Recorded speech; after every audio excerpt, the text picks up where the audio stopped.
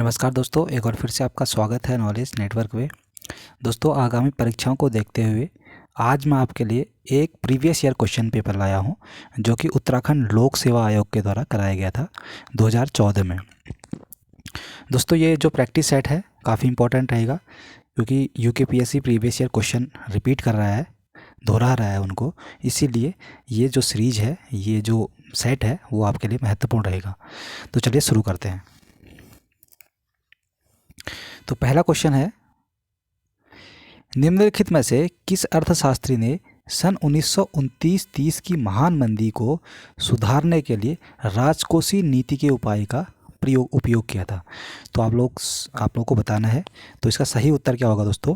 तो 1929-30 की महान मंदी को सुधारने के लिए राजकोषीय नीति के उपाय का उपयोग किया था दोस्तों इसमें।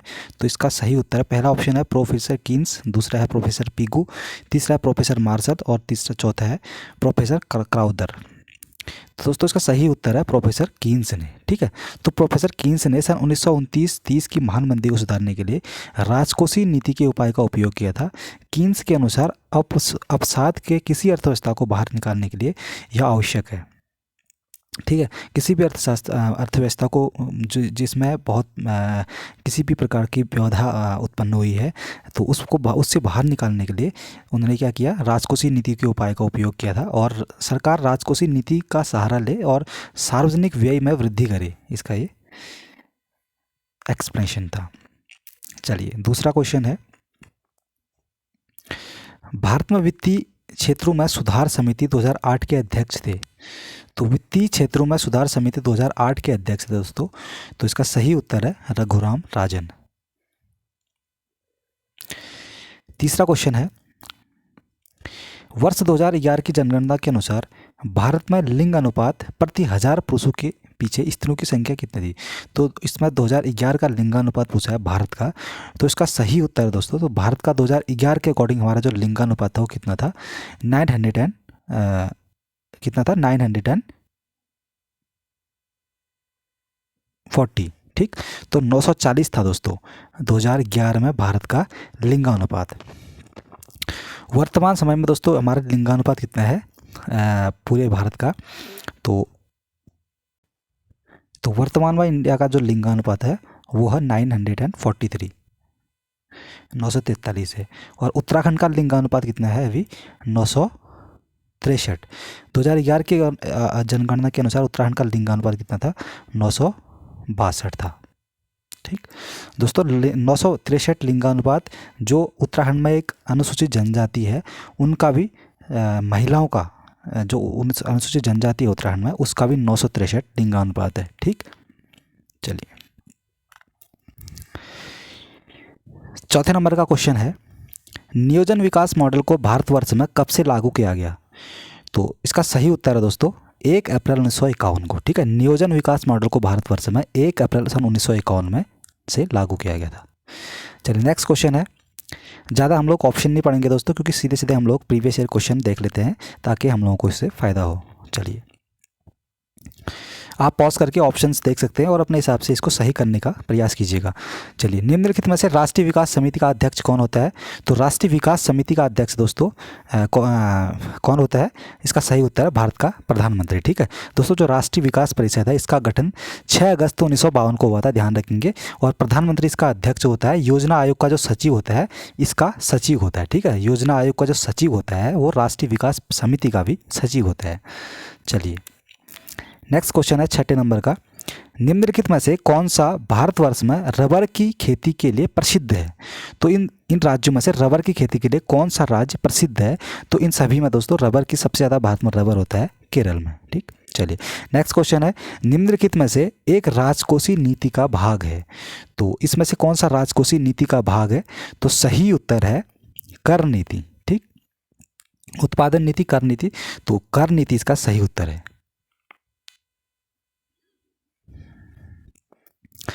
नेक्स्ट क्वेश्चन है, निम्नलिखित में से कौन एक राजकोषीय नीति का भाग है? तो हमने देख लिया दोस्तों, वही क्वेश्चन हो गया।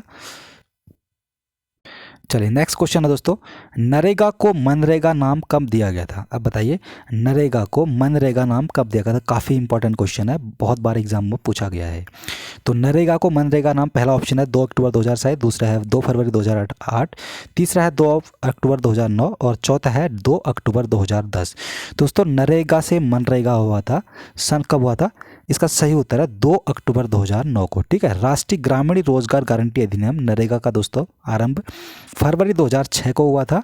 ठीक, नरेगा का जो प्रारंभ हुआ था वो फरवरी 2006 को हुआ था और आंध्र प्रदेश के बंदावली जिले के अनंतपुर गांव से हुआ था। ठीक है, नरेगा का नाम जो है दोस्तों 2 अक्टूबर 2009 को परिवर्तित करके मनरेगा महात्मा गांधी रोजगार गारंटी योजना कर दिया गया था। ठीक, नरेगा को पहले कहा जाता है राष्ट्रीय ग्रामीण रोजगार गारंटी अधिनियम। ठीक है, नेशनल था, फिर मनरेगा आ गया, नरेगा की जगह मनरेगा, मनरेगा एम मतलब एम उसमें सम्मिलित कर लिया गया था, तो महात्मा गांधी एम से उसका फुल फॉर्म होता है।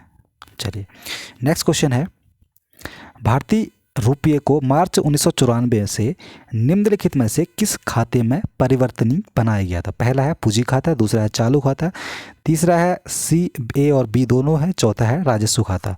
तो इसका सही उत्तर है दोस्तों चालू खाता। ठीक है, रुपये को मार्च 1994 से चालू खाते के रूप में परिवर्तनीय बनाया गया था। चलिए नेक्स्ट क्वेश्चन है, भारत सरकार द्वारा बीमा नियामक और विकास प्राधिकरण की स्थापना की गई थी। तो बीमा नियामक और विकास प्राधिकरण की स्थापना भारत सरकार के द्वारा कब की गई थी दोस्तों? अप्रैल 2000 में की गई थी या अप्रैल 2001 में की गई थी, अप्रैल 2002 में की गई थी या अप्रैल 2003 में की गई थी? तो इसका सही उत्तर है अप्रैल 2000 में इसकी स्थापना की गई थी। भारत सरकार के द्वारा बीमा नियामक और विकास प्राधिकरण की स्थापना अप्रैल 2000 में की गई थी। चलिए 11वें नंबर का क्वेश्चन है, निम्नलिखित में से किस अर्थशास्त्री ने व्यापार चक्र का विशुद्ध मौद्रिक सिद्धांत प्रतिपादित किया है? तो पहला ऑप्शन है हार्ट्रे, हायक, कीन्स या हिक्स। दोस्तों इसका सही उत्तर है हार्ट्रे जी ने। ठीक है, अर्थशास्त्री है ये और व्यापार चक्र का विशुद्ध मौद्रिक सिद्धांत का प्रतिपादन किया है हार्ट्रे जी ने, ए वाला इसका सही उत्तर है। चलिए नेक्स्ट क्वेश्चन है 12वें नंबर का, निम्नलिखित में से पूंजी का संग्रहण यानी कि एक्यूमुलेशन ऑफ कैपिटल पुस्तक का लेखक कौन है? तो पूंजी का संग्रहण पुस्तक लिखी है, इसका सही उत्तर है श्रीमती जॉन रॉबिन्सन ने जी के द्वारा। तो पूंजी का संग्रहण पुस्तक लिखा है श्रीमती जॉन रॉबिन्सन के द्वारा। नेक्स्ट क्वेश्चन है, मल्टीमीडिया में सम्मिलित हो सकता है। तो मल्टीमीडिया में क्या सम्मिलित हो सकता है तो आपको बताना है। तो इसका सही उत्तर है दोस्तों, इसमें सही उत्तर है आपका बी वाला। ठीक है, ग्राफिक्स, एनिमेशन, वीडियो, म्यूजिक और आवाज़, ये सभी मल्टीमीडिया में सम्मिलित हो सकते हैं। नेक्स्ट क्वेश्चन है, एक निश्चित पते पर किसी एब्यूज़र द्वारा बार बार एक ही ईमेल संदेश भेजना कहलाता है। तो इसको क्या कहते हैं दोस्तों? तो इसको कहते हैं ईमेल बॉम्बिंग। ठीक है, जब कोई एब्यूज़र बार बार किसी एक ही ईमेल को रिपीट कर रहा है, पुनः भेज रहा है, तो उसको ईमेल बॉम्बिंग कहते हैं। नेक्स्ट क्वेश्चन है, एक प्रोग्राम जिसमें अन्य प्रोग्राम को संक्रमित करने की योग्यता होती है तथा जो अपनी प्रतियां स्वयं बनाकर दूसरे प्रोग्रामों में फैला सकता है, तो वह क्या कहलाता है? ये किस चीज़ की विशेषता है? तो ये विशेषता है वायरस की। ठीक है दोस्तों, जो वायरस होता है एक प्रकार का इलेक्ट्रॉनिक मोड है, इसका उपयोग कंप्यूटर में समाहित सूचनाओं को समाप्त करने के लिए होता है। 16वें नंबर का क्वेश्चन है, कंप्यूटर में एक ही समय से एक से अधिक माध्यमों का प्रयोग का तरीका कहलाता है। तो एक समय में एक से अधिक माध्यमों का हम प्रयोग कर रहे हैं तो उसको क्या कहते हैं? तो उसको मल्टीमीडिया कहते हैं। चलिए नेक्स्ट क्वेश्चन है, एक कार्बन क्रेडिट समतुल्य है। तो एक कार्बन क्रेडिट किसके समतुल्य है?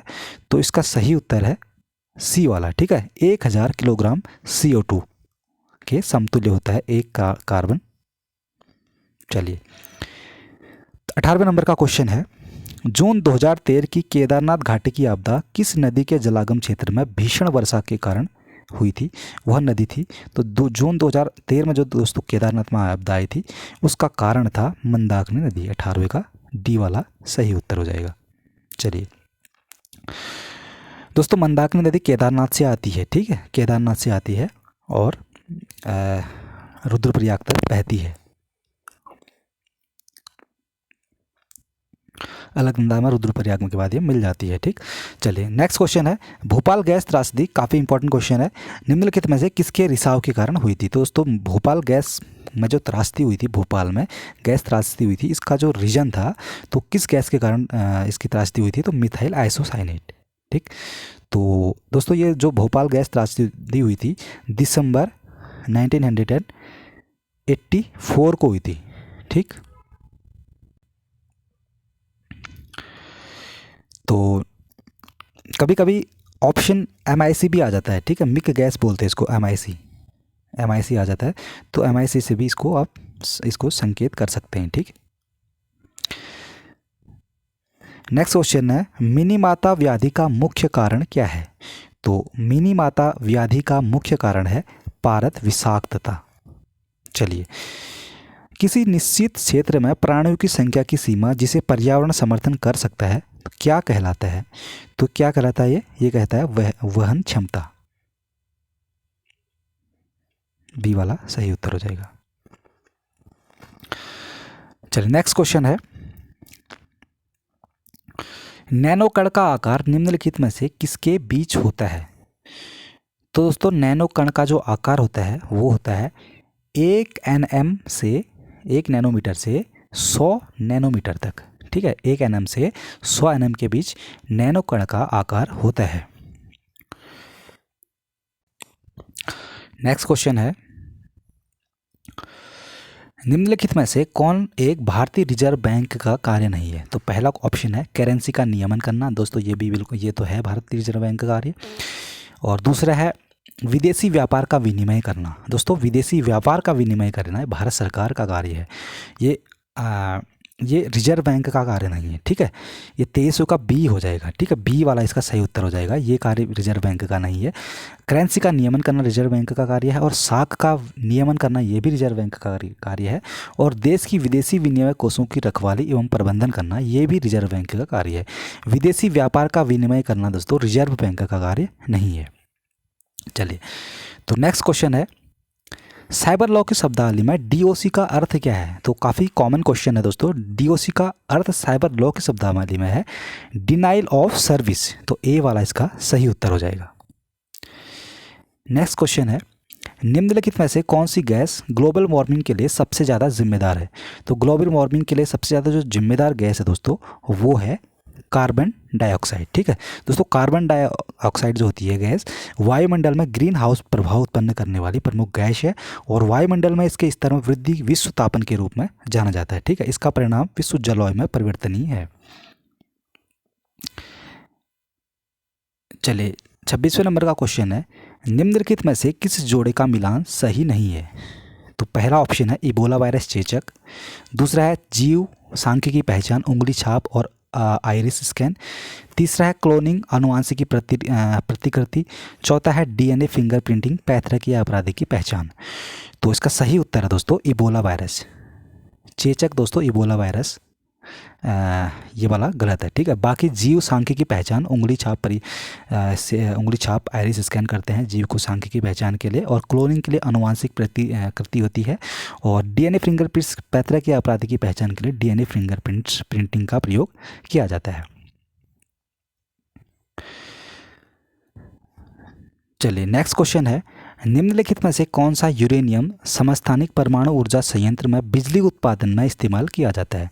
तो यूरेनियम समस्थानिक परमाणु ऊर्जा दोस्तों जिसका इस्तेमाल बिजली उत्पादन के इस्तेमाल में किया जाता है, तो वो किया जाता है दोस्तों यूरेनियम 235 का। ठीक, चलिए नेक्स्ट क्वेश्चन है, बायोगैस का मुख्य घटक क्या है।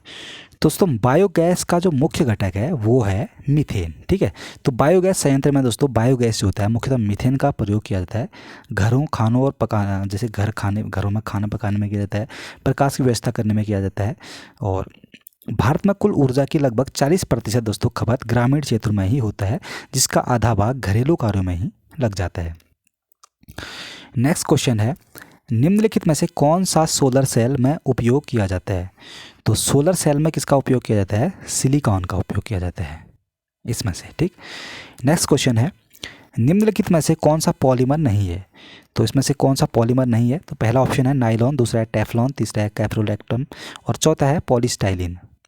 तो इसका सही उत्तर है टेफ्लॉन। टेफ्लॉन एक पॉलीमर नहीं है। 31वें नंबर का क्वेश्चन है, कौन सा विटामिन खून को थक्का बनाने के लिए चाहिए?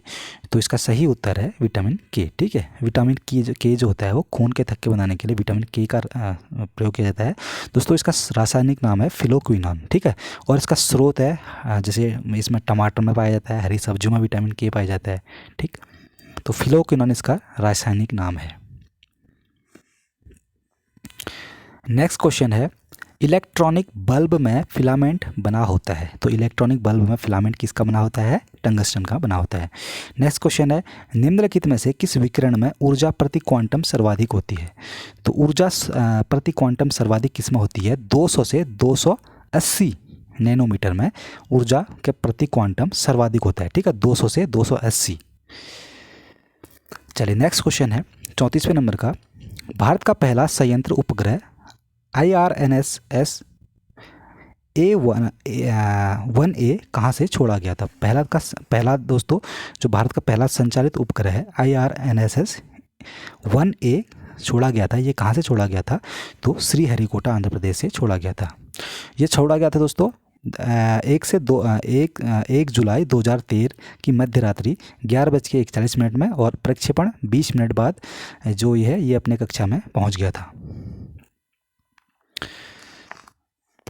चलिए नेक्स्ट क्वेश्चन है 35वें नंबर का, जैव विविधता में परिवर्तन होता है।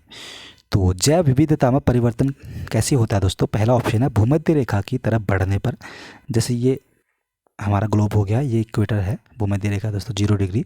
तो भूमध्य रेखा की ओर बढ़ने पे जैव विविधता में परिवर्तन होता है, या भूमध्य रेखा की ओर घटने पर परिवर्तन होता है, या पृथ्वी पर एक समान रहती है जैव विविधता, या फिर ध्रुव की ओर तरफ बढ़ती है। दोस्तों हमेशा ध्यान रखना, जो जैव विविधता होती है भूमध्य रेखा की ओर बढ़ने पे क्या होते हैं? जैव विविधता में परिवर्तन देखने को मिलता है, क्योंकि भूमध्य रेखा के जो आसपास वाले एरिया होते हैं दोस्तों, वहाँ पे बहुत ज़्यादा बरसात भी होती है, गर्मी भी होती है। तो तमाम प्रकार की जैव विविधता इसके आसपास 10 डिग्री उत्तर में और 10 डिग्री दक्षिणी गोलार्ध में इसके आसपास वाला जो क्षेत्र होता है वो काफ़ी वर्षा वाला स्थान होता है, और तापक्रम बहुत होता है यहाँ पे। उष्णकटिबंधीय जलवायु वाला प्रदेश यहाँ पे इसके आसपास होता है 0 डिग्री के आसपास। तो भूमध्य रेखा की ओर, ध्रुवों से जब भूमध्य रेखा की ओर जाएंगे हम, तो यहाँ पे जैव विविधता में परिवर्तन देखने को मिलता है। चलिए नेक्स्ट क्वेश्चन है, बेसिलस थ्यूरिनजिएंसिस का उपयोग होता है। तो 36वें नंबर का क्वेश्चन दोस्तों, कि बेसिलस थ्यूरिनजिएंसिस का उपयोग किस लिए होता है? तो इसका सही उत्तर है जैविक कीटनाशक के रूप में बेसिलस थ्यूरिनजिएंसिस का उपयोग होता है। नेक्स्ट क्वेश्चन है 20वें यानी कि ग्लासगो जो राष्ट्रमंडल खेल हुए थे 2014 में, तो 74 किलोग्राम वजन संवर्ग में कुश्ती का स्वर्ण पदक किसने जीता? तो उस वक्त ये पदक जीता था दोस्तों ये सुशील कुमार जी ने।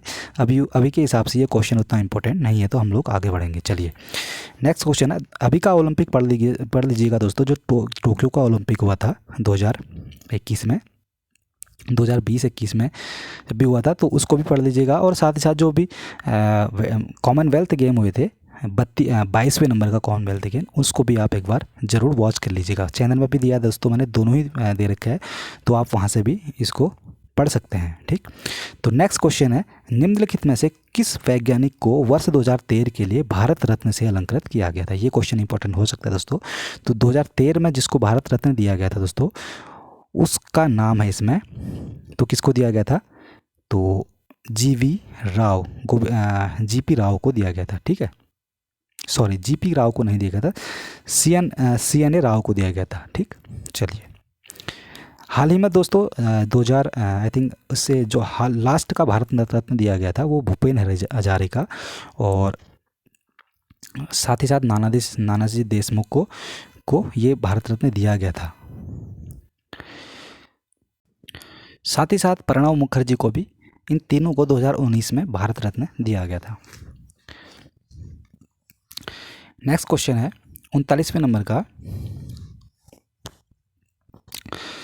ग्रेट हिमालय राष्ट्रीय पार्क जिसे यूनेस्को ने विश्व धरोहर स्थल घोषित किया है, तो ग्रेट हिमालय राष्ट्रीय पार्क कहाँ पे है दोस्तों? तो कहाँ पे है ये? हिमाचल प्रदेश में। नेक्स्ट क्वेश्चन है, उत्तरी मध्य रेलवे जोन का मुख्यालय कहाँ पे स्थित है? तो उत्तरी मध्य रेलवे जोन का जो मुख्यालय है वो है दिल्ली में, सॉरी इलाहाबाद में दोस्तों, ठीक, इलाहाबाद में है, सॉरी इलाहाबाद में इसका मुख्यालय है दोस्तों। उत्तरी मध्य रेलवे का मुख्यालय इलाहाबाद में है और दक्षिणी मध्य रेलवे का मुख्यालय है सिकंदराबाद में, दक्षिणी मध्य का है सिकंदराबाद में, ठीक है, और मध्य रेलवे का है दिल्ली में।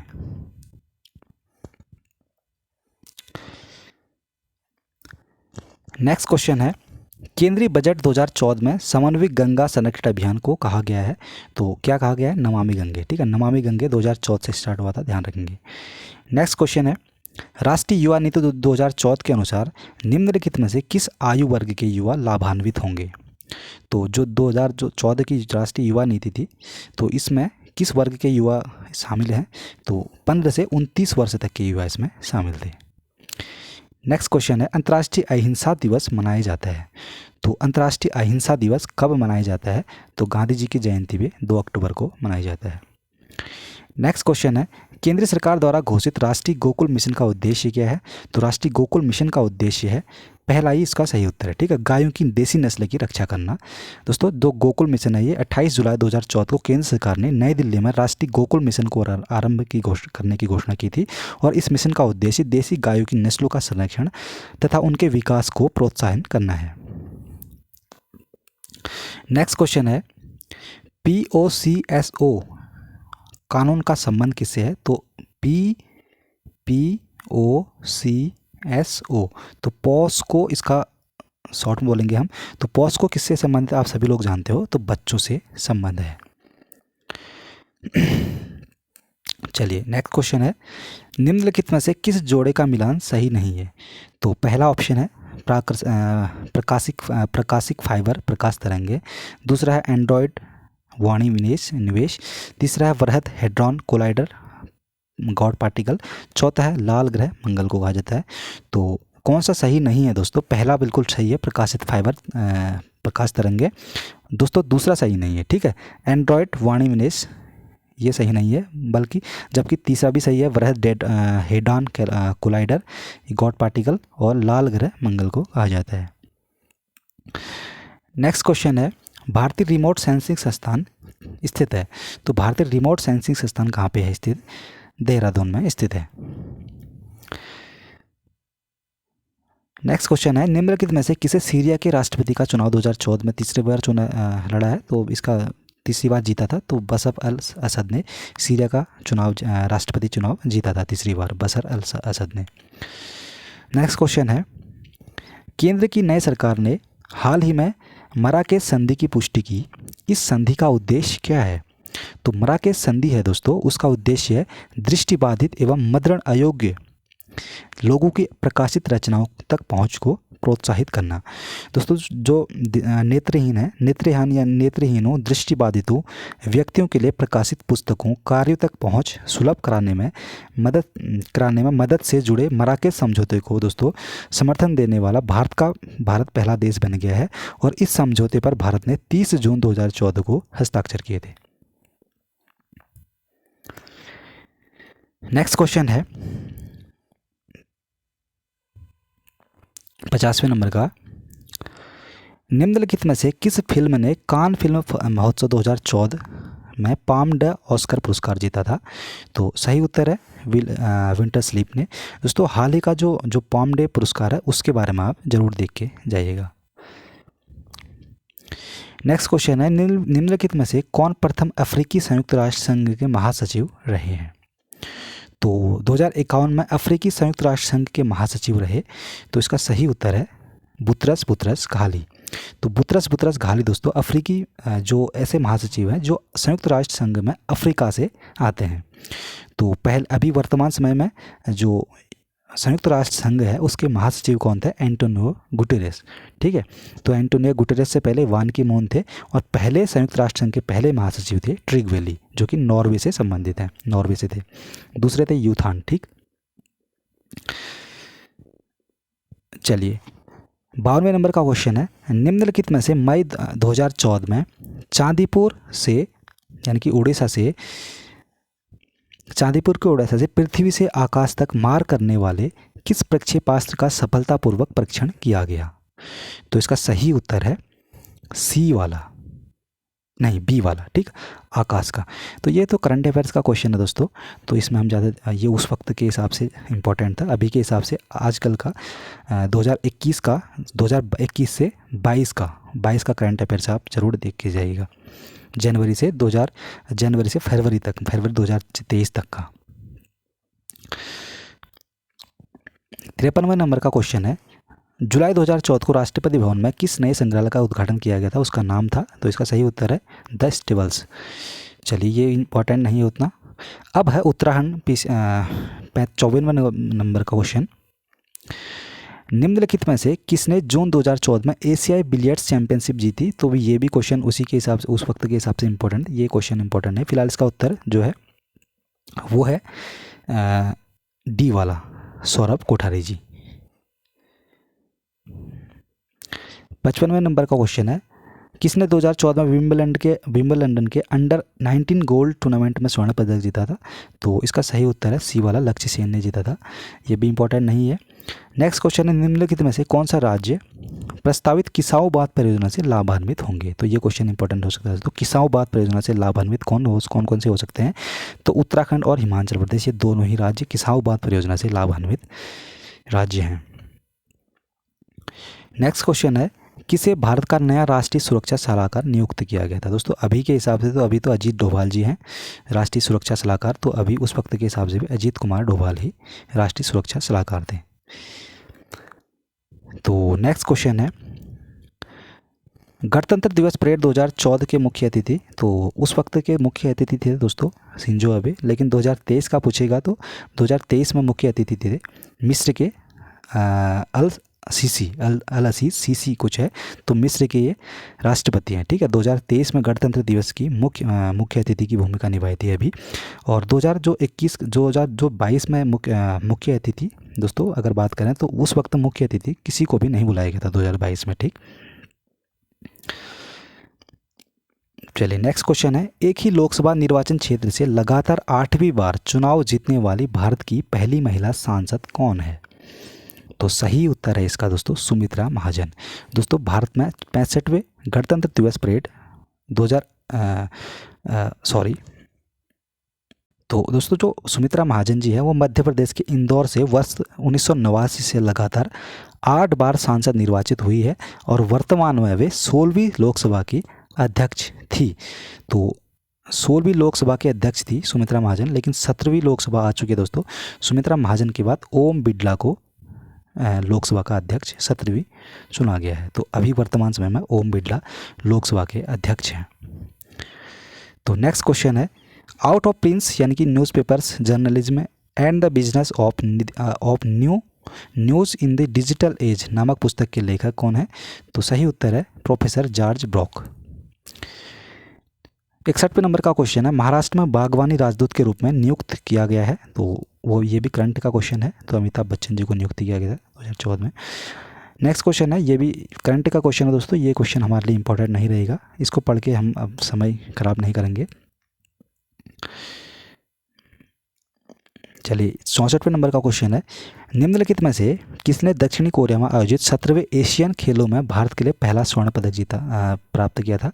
तो 64वें नंबर का सही उत्तर है ए वाला, यानी कि श्वेता चौधरी जी ने किया था। ये भी करंट का क्वेश्चन है, ये भी करंट का क्वेश्चन है, इनको हम नहीं देखेंगे दोस्तों, क्योंकि करंट के क्वेश्चन उस वक्त के हिसाब से इंपॉर्टेंट रहते, लेकिन वर्तमान के हिसाब से हमें 2020, 21, 22 का करंट ज़्यादा हमारे लिए उपयोगी रहेगा, ज़्यादातर 22 का करंट, ठीक।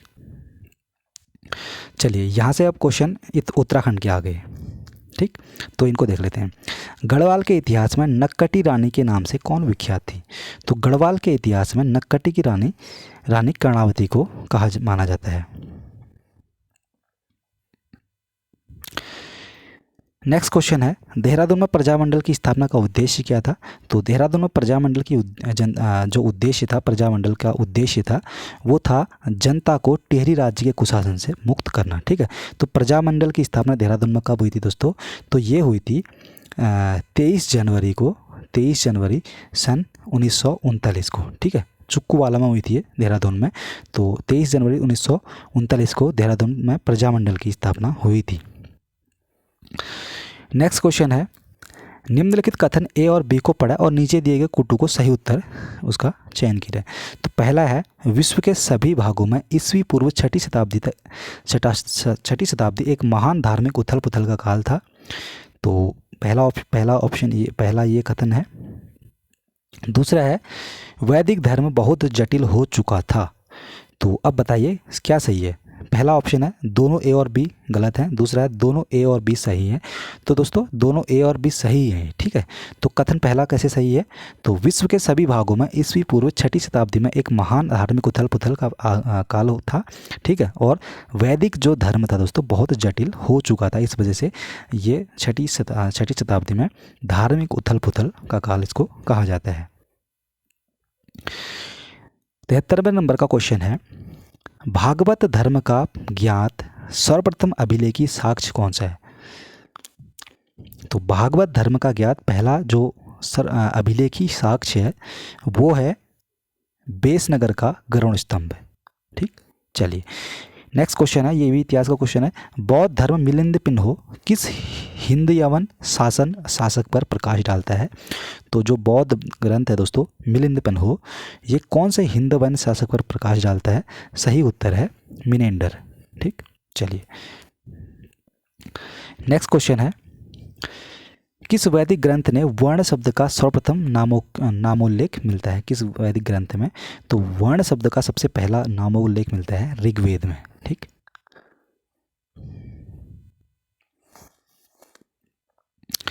नेक्स्ट क्वेश्चन है, गुप्त साम्राज्य के पतन के विभिन्न कारण थे, तो निम्नलिखित में से कौन सा कारण नहीं है। तो जो गुप्त वंश का पतन हुआ था दोस्तों उनमें से कौन सा कारण इसमें नहीं है। तो 76वें का सही उत्तर है दोस्तों डी वाला, अरब आक्रमण के कारण गुप्त वंश का पतन नहीं हुआ था, बल्कि गुप्त वंश का पतन हुआ था, पहला है हूण आक्रमण के कारण हुआ था, और दूसरा प्रशासन का सामंती ढांचा, इस वजह से भी गुप्त साम्राज्य का पतन हुआ था, और तीसरा है उत्तरवर्ती गुप्तों का बौद्ध धर्म स्वीकार करना, ये भी गुप्त साम्राज्य के पतन का कारण बना था। अरब आक्रमण के कारण गुप्त साम्राज्य का पतन नहीं हुआ था, ध्यान रखेंगे। 77वें नंबर का क्वेश्चन है, अल्मोड़ा सिक्कों में उल्लेखित नाम है। तो क्वेश्चन इंपॉर्टेंट है दोस्तों, अल्मोड़ा सिक्कों में उल्लेखित नाम किस किस राजा का है। तो सही उत्तर है इसका शिवदत्त, शिवपालित और हरिदत्त का। चलिए नेक्स्ट क्वेश्चन है, निम्नलिखित विकल्प जिसमें राजा और उसकी राजधानी दी गई है, तो कौन सा युग्म का चयन कीजिए। सुमेलित युग्म का चयन करना है।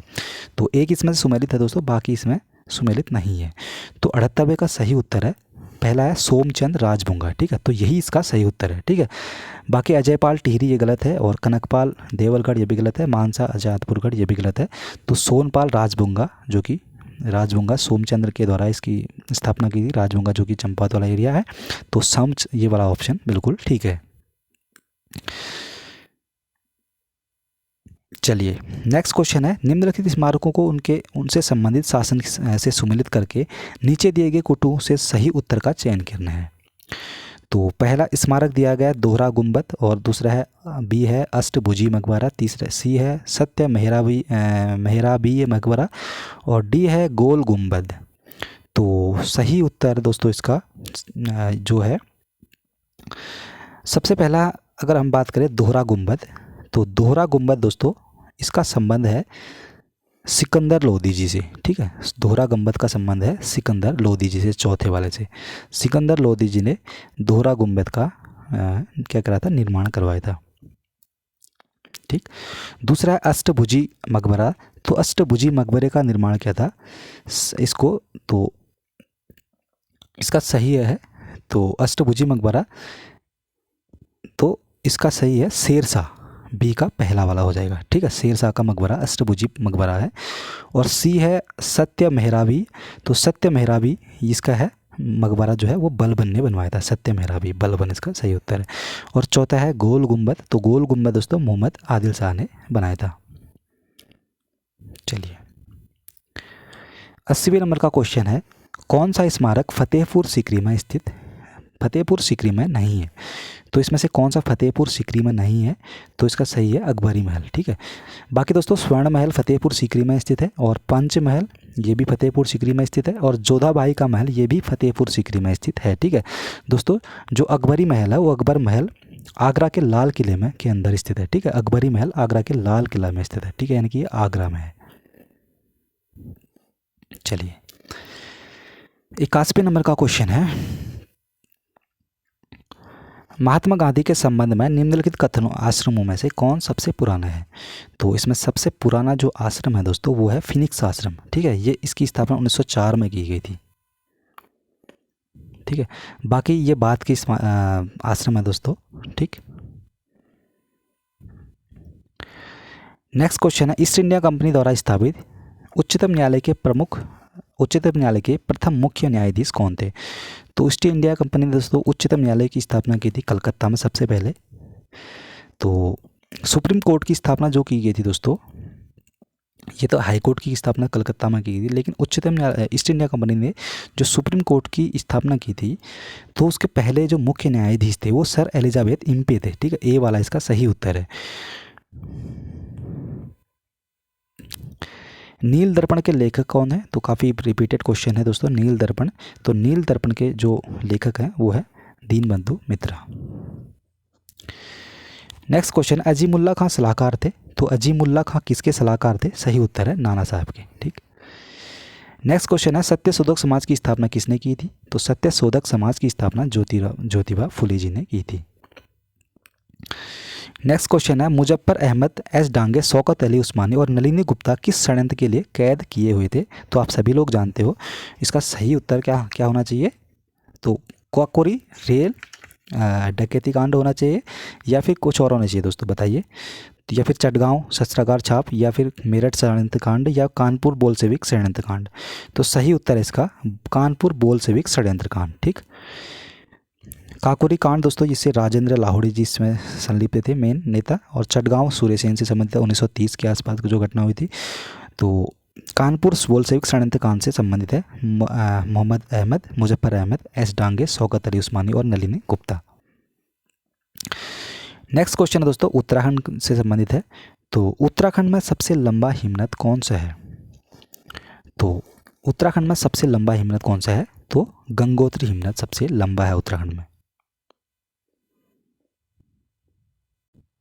नेक्स्ट क्वेश्चन है, चुंबकीय दिशा सूचक यंत्र का सर्वप्रथम संदर्भ कहाँ पे मिलता है?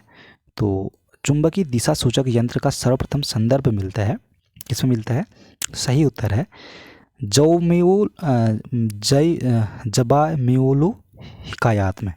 ठीक, ध्यान रखेंगे, जबामेउलु हिकायात में चुंबकीय दिशा सूचक यंत्र का सर्वप्रथम संदर्भ मिलता है।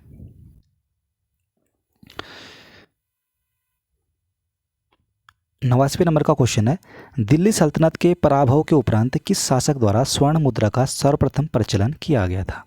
तो दिल्ली सल्तनत के पराभव के उपरांत सबसे पहले स्वर्ण मुद्रा का प्रचलन किया था, तो इसमें से किसने किया था? तो अकबर ने किया था।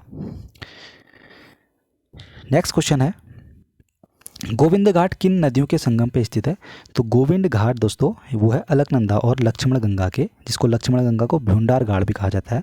तो गोविंद घाट अलकनंदा और लक्ष्मण गंगा के संगम पे स्थित है। नेक्स्ट क्वेश्चन है, निम्नलिखित में से कौन सा उत्तराखंड का जैव आरक्षित क्षेत्र है? तो उत्तराखंड का इसमें से कौन सा जैव आरक्षित क्षेत्र है? नंदा देवी। ठीक है, डी वाला इसका सही उत्तर है दोस्तों। 1988 में इसको जैव आरक्षित क्षेत्र घोषित किया गया था। यूनेस्को के हेरिटेज साइट में इसको 1988 में से सम्मानित कर दिया गया था। ठीक है, नेक्स्ट क्वेश्चन है, महासागरी नितल का सबसे विस्तृत भाग कौन सा होता है? तो सबसे विस्तृत भाग कौन सा है दोस्तों महासागरी नितल का? तो ऑप्शन ए है महासागरी गर्त, दूसरा है महासागरी ढाल, तीसरा है महासागरी मग्न तट, चौथा है गहरे सागरी मैदान। तो सबसे जो नितल का सबसे विस्तृत भूभाग होता है दोस्तों वो होता है गहरे सागरी मैदान। डी वाला इसका सही उत्तर है।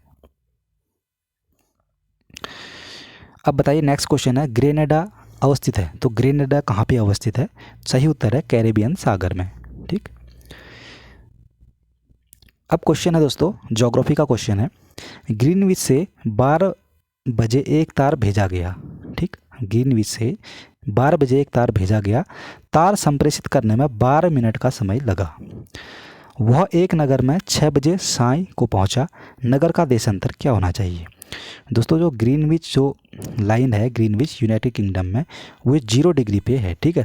और भारत का जो हमारा मानक जो भारत यहाँ से लगभग 5.5 घंटे आगे है, 5 घंटे 30 मिनट आगे है, ठीक। तो 12 बजे तार संप्रेषित करने में 12 मिनट का समय भी लगा, 12 बज के 12 मिनट का समय लगा, यानी कि 12 बज के 12 मिनट के बाद भेजा गया। तो वह नगर 6 घंटे यानी कि शाम 6 बजे कितने बजे पहुंचा? 6 घंटे इंडिया में एक नगर में पहुंचा, कहीं भी पहुंचा, शाम 6 बजे पहुंचा हो, ठीक है। नगर का देशांतर क्या होना चाहिए? तो अब दोस्तों इसमें से हमें अब कैसे करना है थोड़ा सा हम देख लेते हैं, ठीक। जैसे दोस्तों अब ग्रीनविच जो लाइन है वो 0 डिग्री में है, तो एक तार वहाँ से भेजा गया, तो 12 बज के 12 मिनट का समय तो यहीं लग गया हमें, 12 बज के 12 मिनट का समय लगा, और यहाँ पे पहुँचा वो 6 बजे साय को, यानी कि टोटल कितना समय लगा पहले हमें ये देखते हैं। 12 मिनट के बाद अगर हमने यहाँ भेजा तो टोटल समय लगता है 12 से 6, तो सीधे 6 घंटे तो ये हो गए, लेकिन 12 मिनट यहाँ भी लगे ना, तो 12 मिनट यहाँ पे लगे, तो 6 घंटे तो नहीं लगे, तो 6 घंटे में से हम 12 मिनट कम कर देंगे तो कितना हो जाएगा? 5 घंटे 48 मिनट हो जाएगा, 5 घंटे 48 मिनट, ठीक है। तो 5 घंटे 48 मिनट में कितने देशांतर हो सकते हैं? दोस्तों कभी भी ध्यान रखेंगे, एक घंटे में कितने, 1 डिग्री में 4 मिनट का अंतर होता है, ठीक है। 1 डिग्री में 4 मिनट का अंतर होता है, सबसे पहले आप ये ध्यान रखेंगे। तो 15 डिग्री में कितने मिनट का अंतर हो जाएगा? 15 चौको 60, यानी कि 1 घंटे में 15 डिग्री का अंतर हो जाएगा, ठीक है। तो 1 घंटे में 15 डिग्री का यदि अंतर होता है तो 5 घंटे में कितने डिग्री का अंतर हो जाएगा? 5 घंटे में हो जाएगा 15 पिछे 75, तो 5 घंटे में 75 डिग्री का अंतर हो जाएगा। तो 5 घंटे में 75 डिग्री तो ये हो गए। अब हमें 48 डिग्री भी 48, क्योंकि 48 मिनट भी तो देखने हैं ना, 5 घंटे का तो हमने 75 निकाल दिया, तो 48 मिनट में कितने हो जाएगा? तो 1 मिनट का अगर 48 मिनट का निकालेंगे हम, तो 1 मिनट का अगर 4 निकल रहा है तो 48 मिनट का कितने निकलेगा? 48 मिनट का कितने निकलेगा? तो 12 चौको 48, ठीक है। तो 12 इसमें 12 निकल जाएगा, ठीक है। तो 75 5 घंटे का हमारा 75 निकला, और 48 मिनट का निकला हमारा 12, ठीक है। तो 75 और 12 प्लस करेंगे तो कितना हो जाएगा? 5 2 7 और 7 1 8, तो 87 डिग्री पूर्वी देशांतर इसका सही उत्तर हो जाएगा, ठीक है। आई होप आपको समझ में आया होगा दोस्तों। अगर समझ में नहीं आया हो तो आप पॉज करके समझ लीजिएगा, ठीक। चलिए नेक्स्ट क्वेश्चन है, निम्नलिखित में से कौन ब्रिक्स का सदस्य नहीं है? दोस्तों ब्रिक्स का इसमें से कौन सदस्य नहीं है? तो ब्राज़ील इसका ब्रिक्स का सदस्य नहीं है बोला ना, तो भारत तो ब्रिक्स का सदस्य है ही, चाइना भी ब्रिक्स का सदस्य है, और सऊदी अरब ब्रिक्स का सदस्य नहीं है दोस्तों, ठीक। तो सी वाला इसका सही उत्तर हो जाएगा, ठीक। बाकी ब्राज़ील ब्रिक्स का सदस्य है दोस्तों। टोटल ब्रिक्स में दोस्तों ब्रिक्स BRICS, ठीक है। तो ब्रिक्स का मतलब बी से ब्राज़ील होता है, आर से रसिया होता है, आई से इंडिया होता है, और सी से चाइना, और एस से होता है साउथ अफ्रीका, नॉट सऊदी अरब, ठीक है। एस से साउथ अफ्रीका होता है।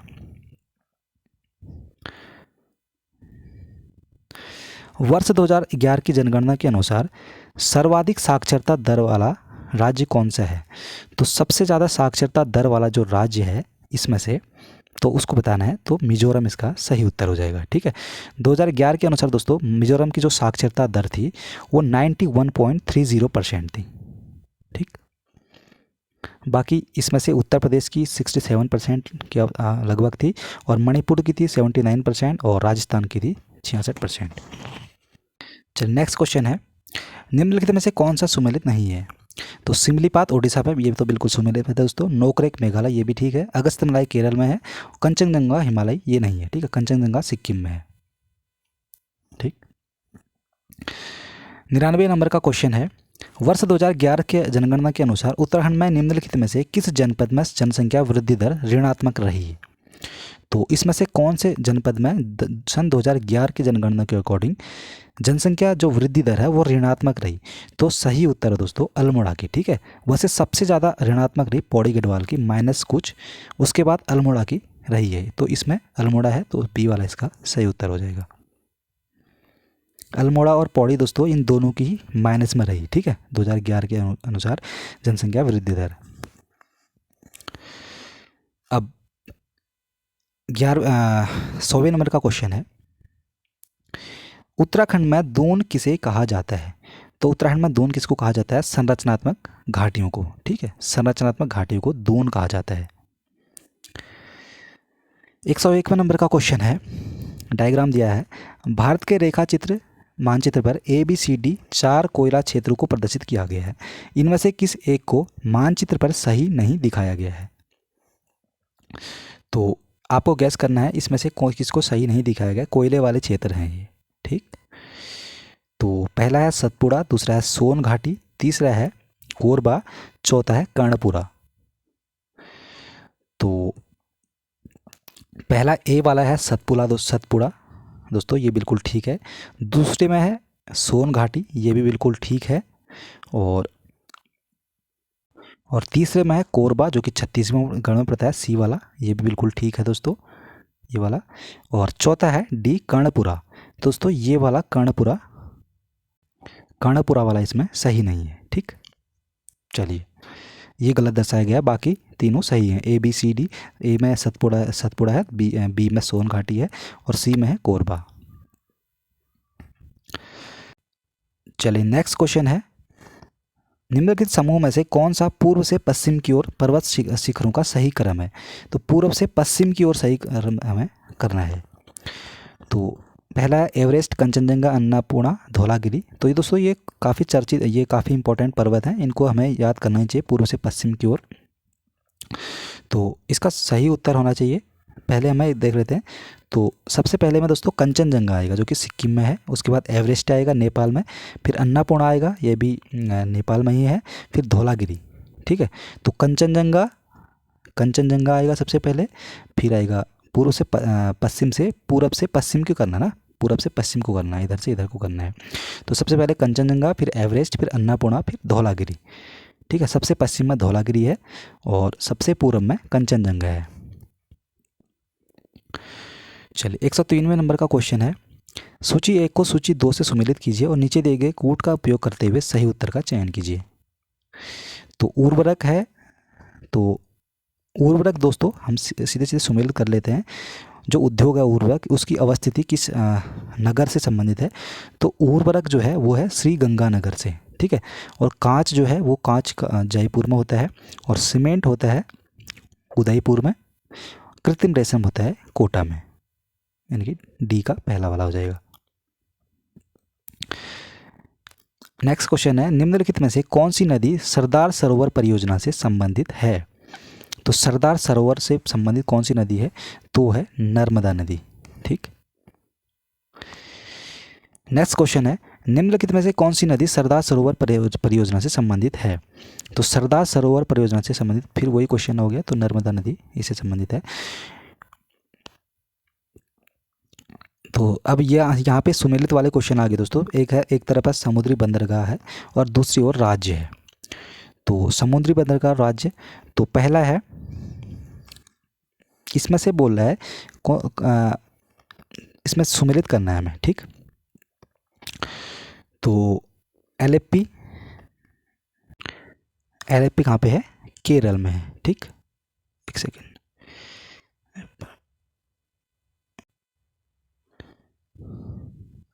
एलेप्पी कहाँ पे है? केरल में, 3 वाला हो जाएगा। और इन्नौर है तमिलनाडु में, और पारादीप है उड़ीसा में, और काकीनाडा है आंध्र प्रदेश में। चलिए, नेक्स्ट क्वेश्चन है, भारत के दक्कन के पठार पर बेसाल्ट निर्मित लावा शैलों का निर्माण हुआ है। तो दक्कन के पठार पर दोस्तों बेसाल्ट निर्मित लावा शैलों का निर्माण किससे हुआ है? तो किस युग में हुआ है? तो ये हुआ है क्रिटेशियस युग में। नेक्स्ट क्वेश्चन है, 1946 में स्थापित संयुक्त राष्ट्र मानवाधिकार आयोग के सदस्य के रूप में सम्मिलित प्रथम भारतीय कौन थे? दोस्तों तो बी वाला श्रीमती हंसा मेहता इसका सही उत्तर है। ठीक है, तो 1946 में स्थापित संयुक्त राष्ट्र मानवाधिकार आयोग के सदस्य के रूप में सम्मिलित, जो सदस्य के रूप में सम्मिलित हुई थी यूएन मानवाधिकार आयोग में, तो श्रीमती हंसा मेहता। ठीक, चलिए, नेक्स्ट क्वेश्चन है, स्टार्टअप फर्स्ट और स्टार्ट टू संधियाँ हस्ताक्षरित की गई थी, तो कब की गई थी, किस ये किसके लिए संबंधित, किससे संबंधित है? तो इसका सही उत्तर क्या होना चाहिए? पहला है अमेरिका व सोवियत संघ के मध्य, दूसरा है अमेरिका व चीन के, या तीसरा है सोवियत संघ और चीन, चौथा है इनमें से कोई नहीं। तो इसका सही उत्तर है दोस्तों अमेरिका एवं सोवियत संघ के मध्य है। ठीक है, ए वाला इसका सही उत्तर है।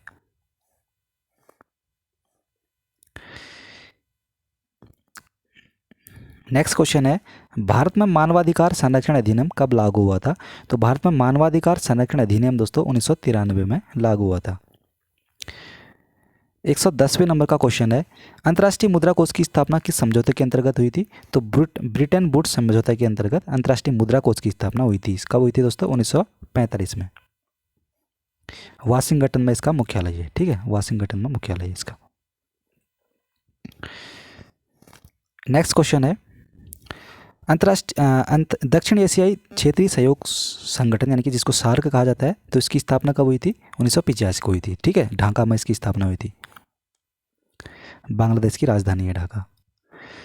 नेक्स्ट क्वेश्चन है, राज्य विधानसभा निम्नलिखित में से किसके निर्वाचन में भाग लेती है? अब बताइए, राज्य विधानसभा है वो किसके निर्वाचन में भाग लेती है?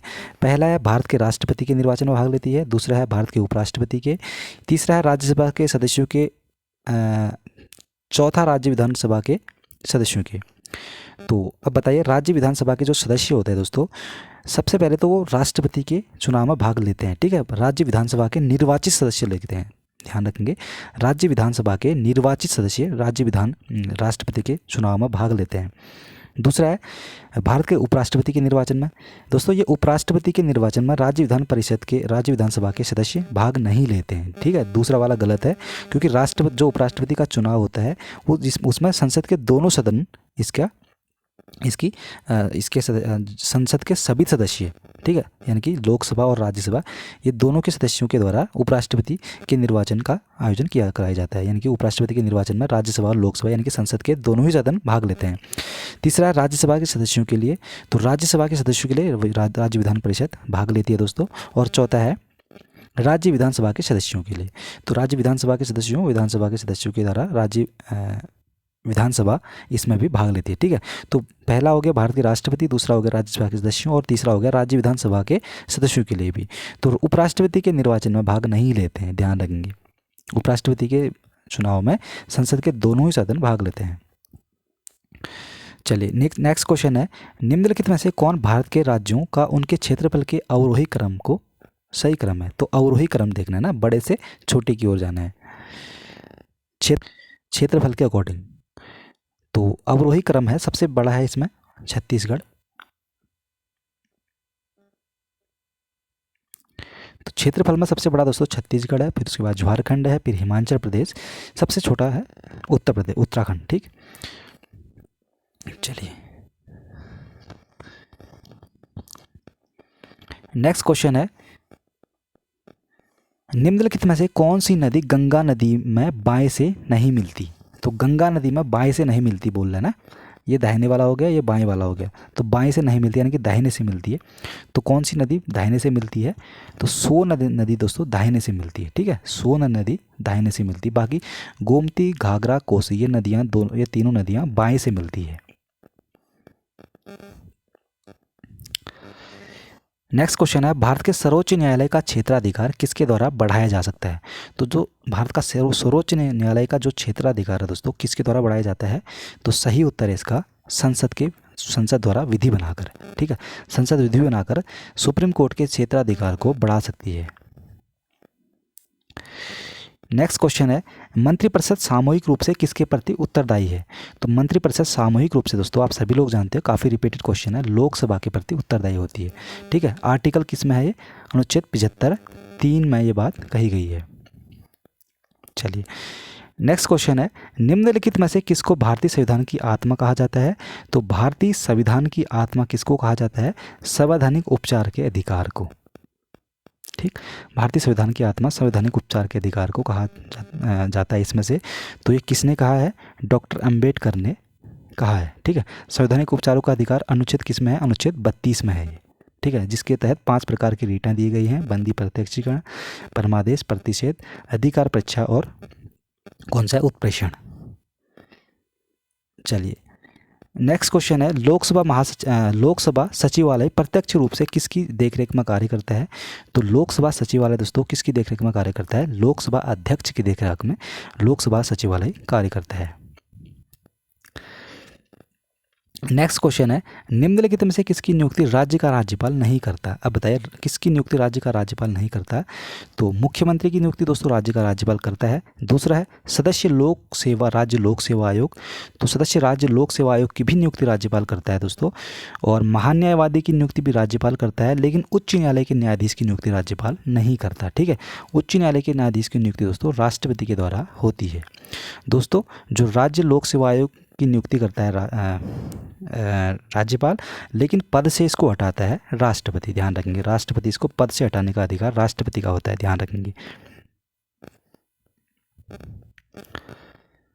चलिए नेक्स्ट क्वेश्चन है, निम्नलिखित में से किसके अंतर्गत भारतीय संविधान सभा का गठन किया गया था? तो भारतीय संविधान सभा का गठन किसके अंतर्गत किया गया था? कैबिनेट मिशन योजना के अंतर्गत किया गया था 1946 में।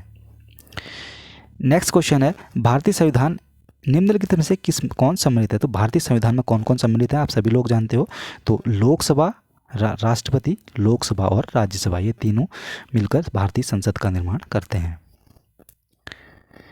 नेक्स्ट क्वेश्चन है, संसद के दोनों सदनों की संयुक्त बैठक की अध्यक्षता कौन करता है? तो संयुक्त अधिवेशन की अध्यक्षता करता है लोकसभा अध्यक्ष, लेकिन बुलाता कौन है, आहूत कौन करता है? तो आहूत करता है राष्ट्रपति, ध्यान रखेंगे। और सत्रावसान भी राष्ट्रपति ही करता है, लेकिन सत्रावसान भी राष्ट्रपति ही करेगा दोस्तों, लेकिन संयुक्त अधिवेशन की अध्यक्षता करेगा लोकसभा अध्यक्ष। और ये संयुक्त अधिवेशन किस अनुच्छेद के तहत आहूत करता है? अनुच्छेद 108 के तहत। ठीक है, चलिए नेक्स्ट क्वेश्चन है, भारत के मुख्य चुनाव आयुक्त का कार्यकाल कितना होता है? तो भारत के मुख्य चुनाव आयुक्त का कार्यकाल कितना हो दोस्तों? तो 6 वर्ष या कितना होता है? 6 वर्ष या 65 वर्ष की आयु। ठीक है, 6 वर्ष 65 वर्ष में से जो भी पहले हो, तो भारत के मुख्य चुनाव आयुक्तों का ये कार्यकाल रहता है। लेकिन राज्य के मुख्य चुनाव आयुक्त का जो कार्यकाल होता है दोस्तों, वो होता है 5 वर्ष 5 या 65। ठीक है, 5-65 होता है। तो अन्य चुनाव आयुक्त जो कार्यकाल होता है दोस्तों, वो होता है 6 वर्ष 65, 6-62 होता है। ठीक है, मुख्य चुनाव आयुक्त का जो कार्यकाल होता है वो होता है 6 वर्ष 6 या 65 वर्ष, 6 वर्ष का कार्यकाल होता है, या फिर 65 प्लस 65 वर्ष तक की एज तक वो मुख्य निर्वाचन आयुक्त हो रह सकता है। लेकिन जो अन्य निर्वाचन आयुक्त होते हैं वो 6 या फिर 62। ठीक, और भारत का इलेक्शन कमीशन कौन से अनुच्छेद में है? तो अनुच्छेद 324 में ये इसका प्रावधान किया गया है। नेक्स्ट क्वेश्चन है, जनहित याचिका जिसको PIL कहा जाता है कहाँ प्रस्तुत की जा सकती है? तो जनहित याचिका PIL कहाँ पे प्रस्तुत की जा सकती है? सही उत्तर है दोस्तों उच्च न्यायालयों और सर्वोच्च न्यायालय दोनों में। ठीक है, हाई कोर्ट और सुप्रीम कोर्ट दोनों ही जगह प्रस्तुत की जा सकती है जनहित याचिका।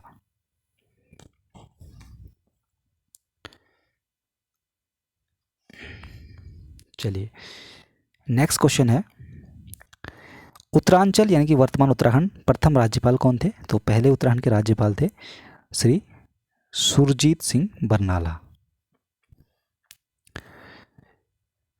नेक्स्ट क्वेश्चन है, किस संवैधानिक संशोधन द्वारा शहरी स्थानीय शासन को संवैधानिक दर्जा दिया गया था? तो शहरी स्थानीय शासन का संवैधानिक दर्जा दिया गया था 74वें संविधान संशोधन के द्वारा।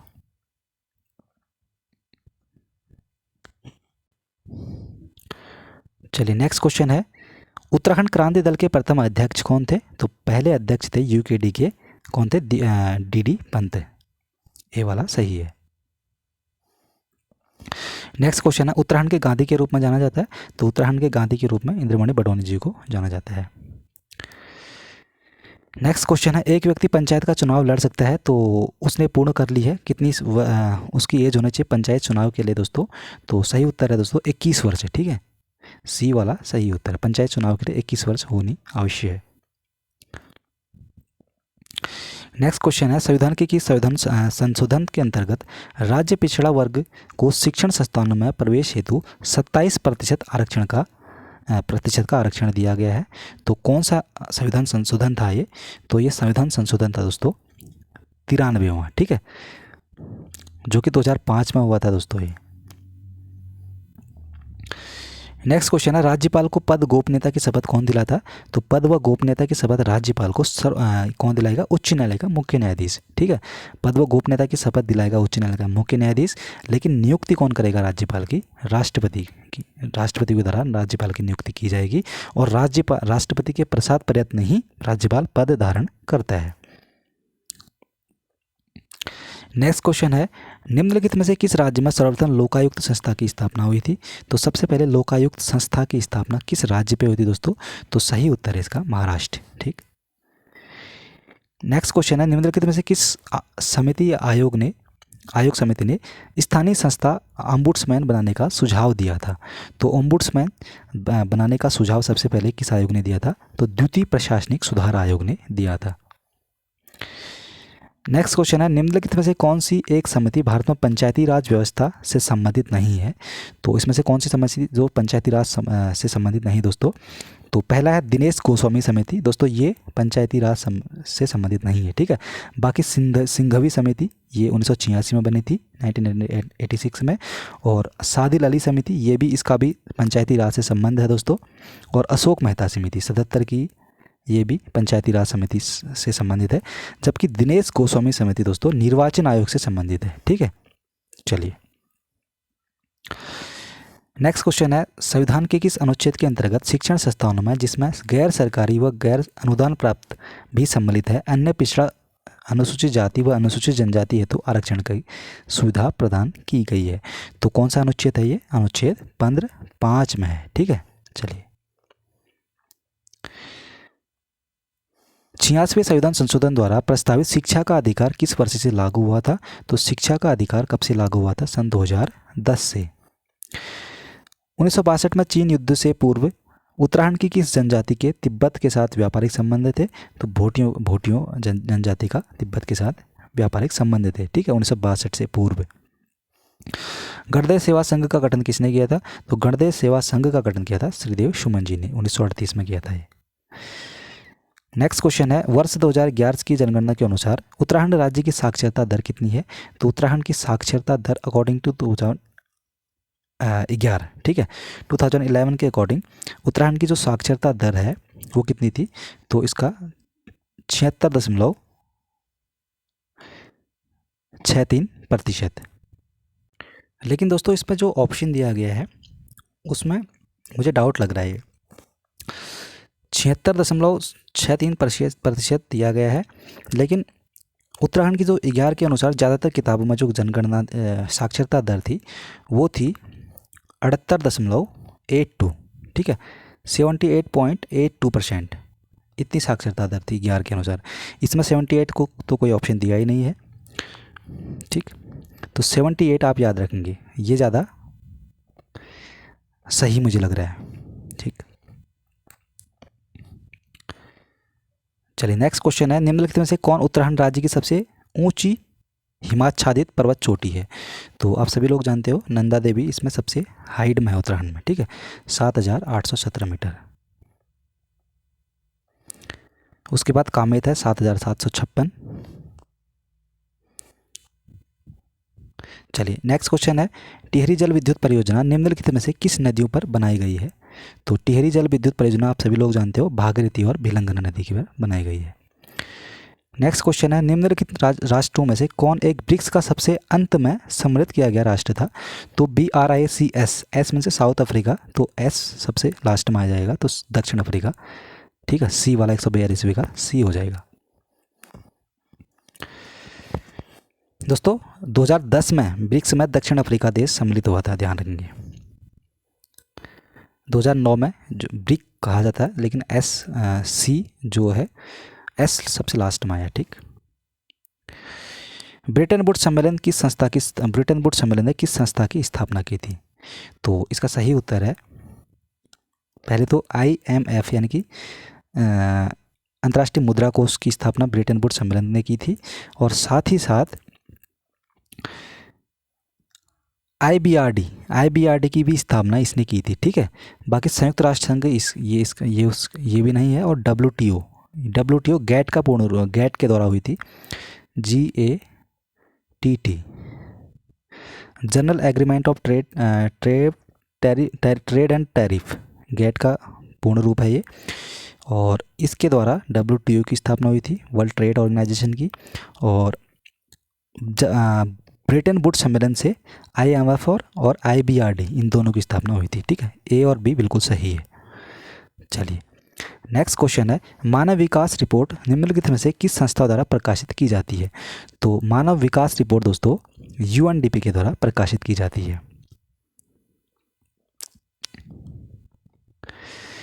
निम्नलिखित में से विश्व बैंक की कौन सी संबद्ध संस्था विश्व के निर्धनतम राष्ट्रों की गरीबी उन्मूलन को गरीबी हेतु सहायता प्रदान करती है? तो सही उत्तर क्या होना चाहिए इसका?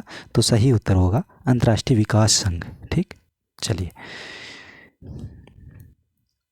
नेक्स्ट क्वेश्चन है, जब विनिमय दर $1 बराबर 60 से परिवर्तित होकर $1 बराबर 58 हो जाती है तो इसका क्या अभिप्राय है?